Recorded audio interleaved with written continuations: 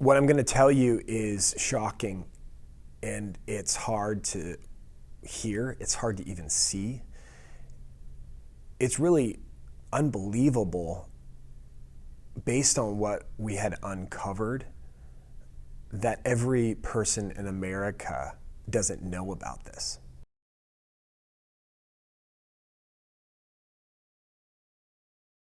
This is happening down your street. Everything that we've been talking about is real. Please end this. Please do something about the greatest atrocity, the greatest human rights violation of the most innocent and defenseless human beings that are systematically being eliminated on your street.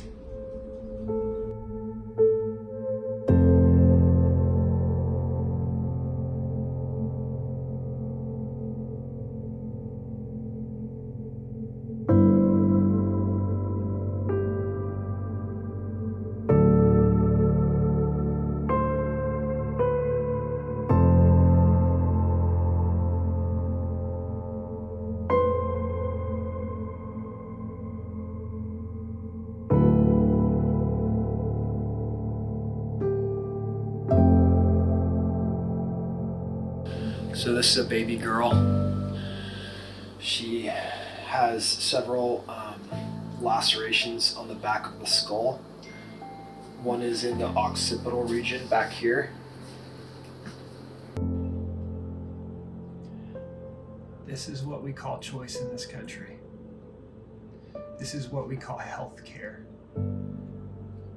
We use cute little euphemisms to distract from what it really is. This is what we call choice.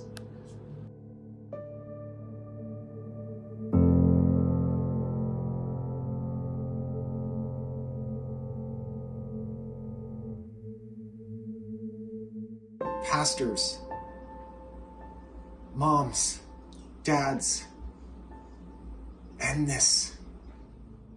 End this. So how did they get the boxes? So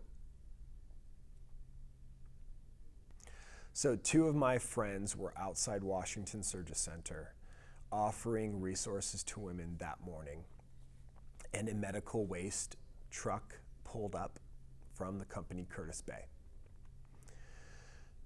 The driver went into the clinic and came out with boxes loading on a truck, on a hand truck, to his box truck, and started loading up these boxes about to drive off. There was 3 boxes that were loaded.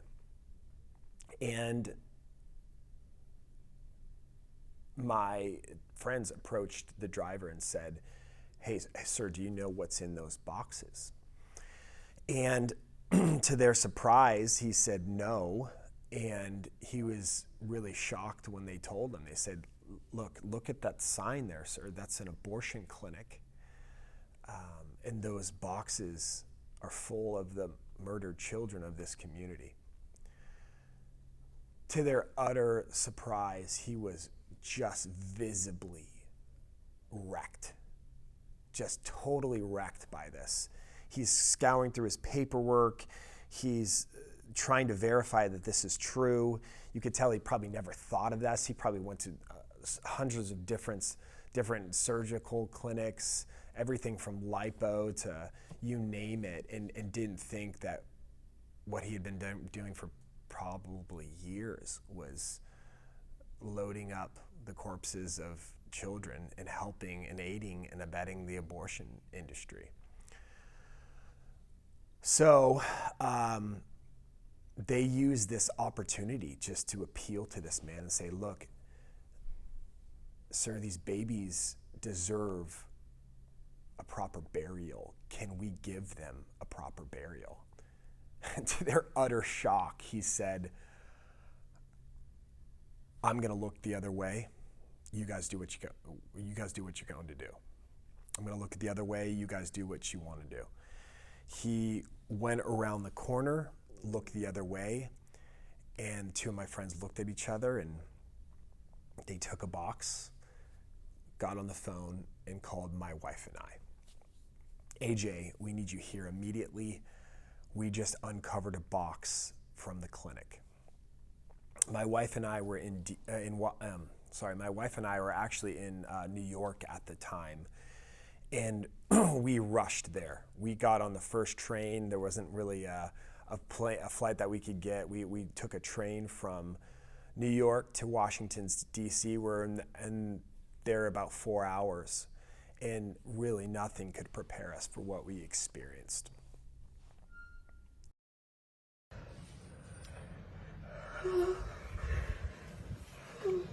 He was born. I think he was like. He's whole. He's whole. He's whole. Oh my God.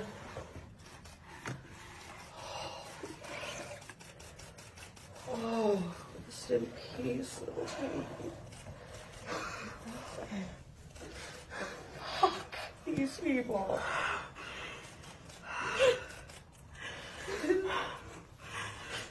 This is not fucking okay. Okay. I don't know what to do next. Where is the deacon? He's right here.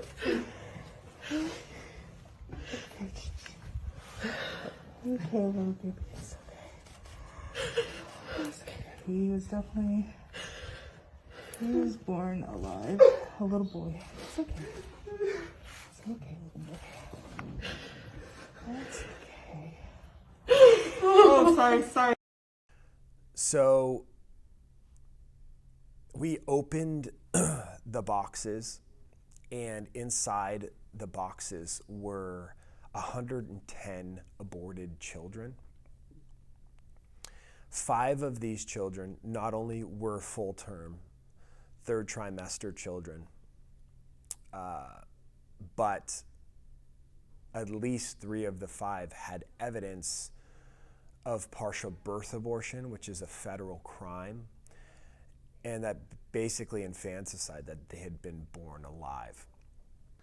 So these 5 children, we named all 5 of them: Holly, Phoenix, Angel,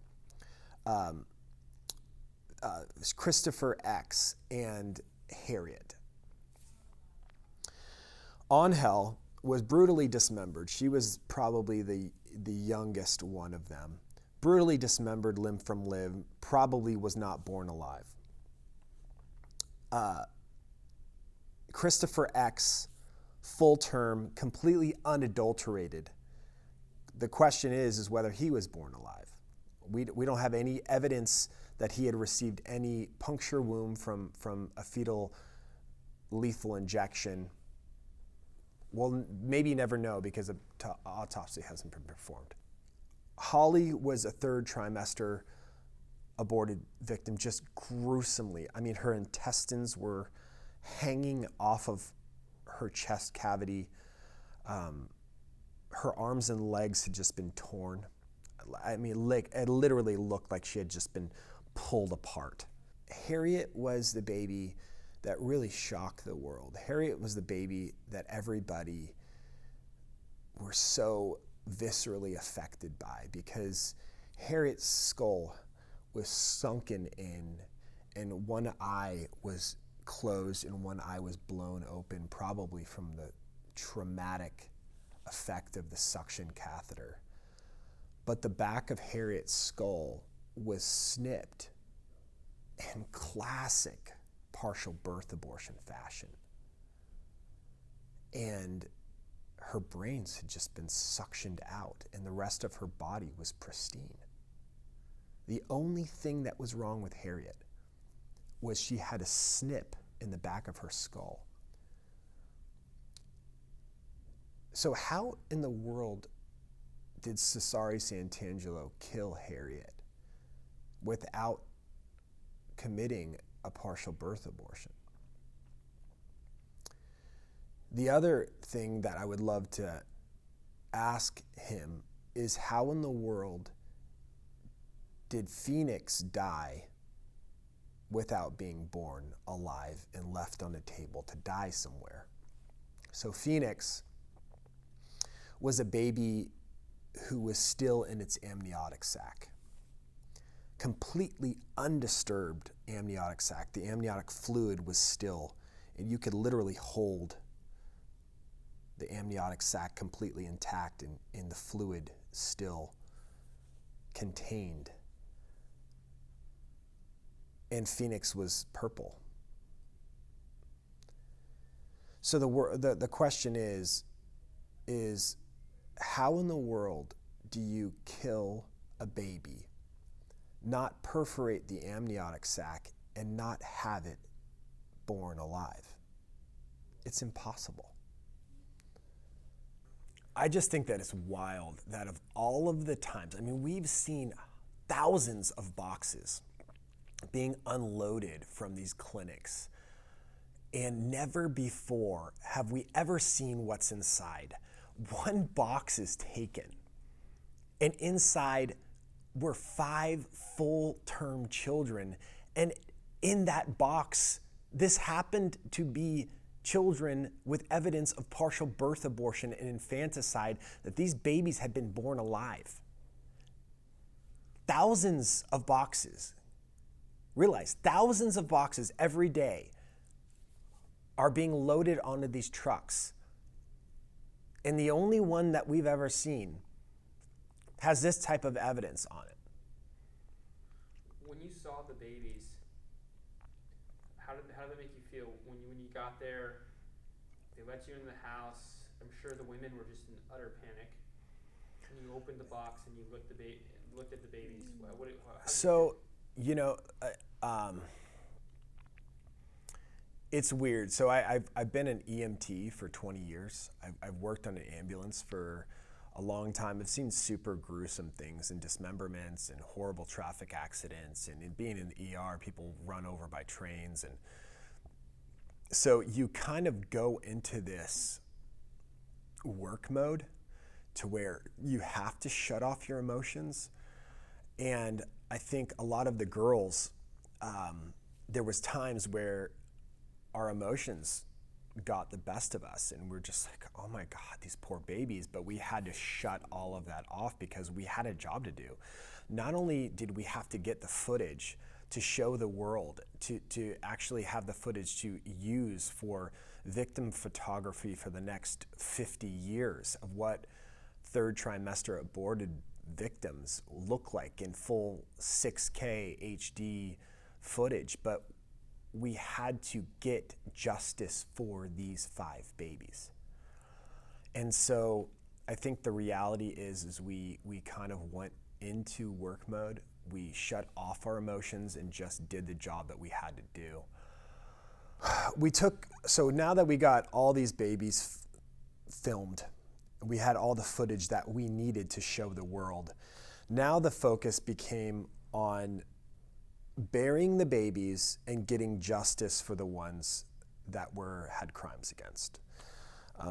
So we took 110 babies to go be delivered to a Catholic priest to have a proper burial and funeral mass for those babies. That itself was a trip because, you know, here we're transporting these children, and I'm driving this van of 110 first and second trimester babies to go get buried. And I'm like, am I gonna get arrested? Am I gonna get prosecuted for this? Am I gonna get in trouble? Because on one hand, they're just trash. But on the other hand, when it's convenient for them, it's the corpses of human beings. So are these persons when it's convenient for the other side, but then when it's not convenient, we can just dismember them and throw them away? So I was worried. So what we did was risked a lot drove these babies to be buried. We delivered them to an incredibly courageous Catholic priest, and he took the responsibility for burying those babies. And off the top at 5, the big story. New information in a story we brought you last week about the 5 aborted fetuses that D.C. found inside of a Capitol Hill apartment. Inside of a southeast D.C. home where an anti-abortion activist was staying. The home of anti-abortion activist Lauren Handy. She and 8 others were indicted yesterday on federal charges. Lauren Handy and I went to Washington Surgery Center to engage in anti-abortion advocacy. Upon arrival, we saw a truck labeled Curtis Bay Medical Waste Services parked outside. So what ended up happening, our lawyers drafted this letter up describing exactly what happened and asking the DCPD to investigate and pick up the remains of these children. I believe that was a little bit of a tactical error, to be completely 100% honest with you. I didn't have my say in what happened there. I would have delivered these babies to the DCPD myself rather than have PD come and pick them up, but that's what happened. So here we are asking DCPD to investigate and pick up these babies. And what ended up happening was, instead of coming to pick up the babies, what they did apparently was alert the FBI, and the FBI came and swooped up one of the girls, brought a whole host of media with them, and then ran the story, not that we delivered these babies to the DCPD to be investigated and picked up. They ran the story that this crazy pro-life activist was indicted by the DCPD, and basically a sting operation happened because she was harboring fetuses in her basement. So right then and there, the level of corruption and really complicity in these systems of power in the establishment came incredibly clear to me. The mayor and the chief of police did a press conference immediately after this happened and the story broke, and they admitted that all of these babies were found, that they were boarded by Sari Santangelo, and that every single one of them was aborted legally. And that because they were all boarded legally, there would be no investigation and no autopsies performed. Basically nothing to see here. So what did you do with the story after that? Well, it was convenient for them. It was convenient for them because Lauren Handy had previous sit-ins that she had done years prior. And so it was a perfect opportunity to flip this story around and frame it in a light that they wanted to, because they indicted Lauren on something that she had done. Like, basically she did a sit-in inside of an abortion clinic and refused to leave. And they used that as the impetus for them to indict her and then flip the narrative and run this story with the media. Not that we were delivering evidence in order for the DCPD to investigate, but they ran the story that Lauren was this crazy pro-life activist that was indicted because she was harboring fetuses in her basement. The news stories ran the headlines, House of Horrors, just like the Gosnell thing. I mean, it became a media circus, and them just running all of these hit pieces on Lauren, calling her deplorable names. Even the pro-life community was outright throwing her under the bus. It was deplorable. Lauren was in tears and really upset, rightfully so.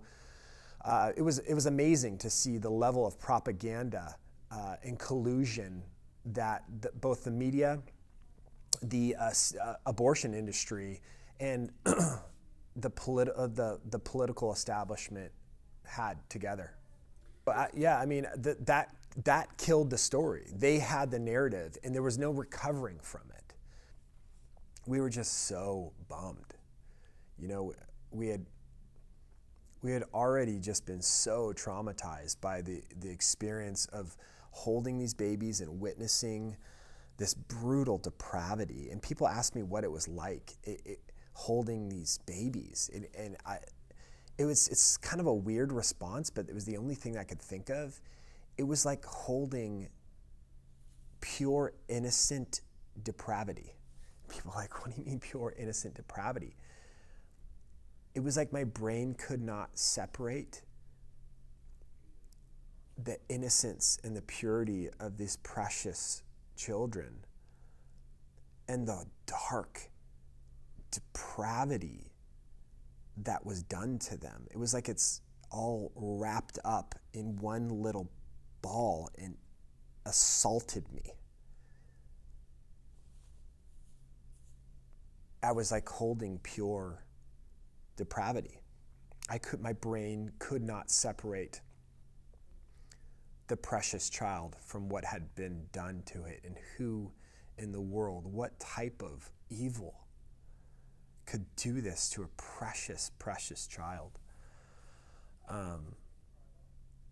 And we, after weeks of trying to bring the story to light and bring justice for these babies, and every attempt falling on its face, we just decided to go home. We were picked up from the airport by some friends of ours, and what was crazy, and I don't know if this is good or healing or if this was further traumatizing, but they had just had a child, and the baby had been born a few weeks premature. I think it was born like 36 weeks or something. This baby had been born a few weeks premature, and we had met the child for the first time, and we went and just stayed with them that night. And I got back to their house, and they were changing the child, and this little boy started crying because he was being changed, and it was like everything I had suppressed for weeks came assaulting me like a flood, because this baby was so much smaller than the babies that we held. Christopher, the baby that I held in that video, was literally this big, and their baby Rory was so much smaller than the babies that we had held, and I just lost it. We ended up having to apologize to them because they had no clue why in the world I was violently weeping. But I'll never forget that. And then they had been so exhausted from the first couple of days or week of a newborn baby that we gave them a break and actually watched the baby overnight so they could get some sleep. And it ended up being the most healing thing ever, because I held little Rory for like all night long, and it was just like, it was exactly the type of healing thing that I needed at the time.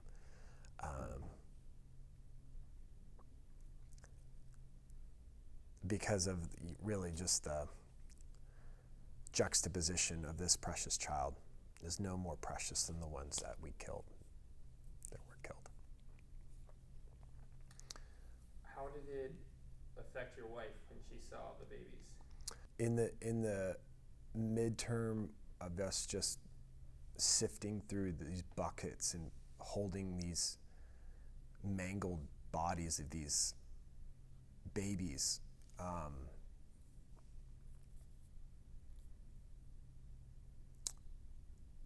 we had to suppress a lot of the emotions that we were feeling. But it's dealt with us after in significant ways. I mean, my wife still wakes up with night terrors, about babies and about dismembered children. And, there's often times where she'll wake up in a full-blown scream and a cold sweat, and we'll have to all grab her or hold her. And I don't think we'll ever really fully recover from sifting through the bodies of those babies.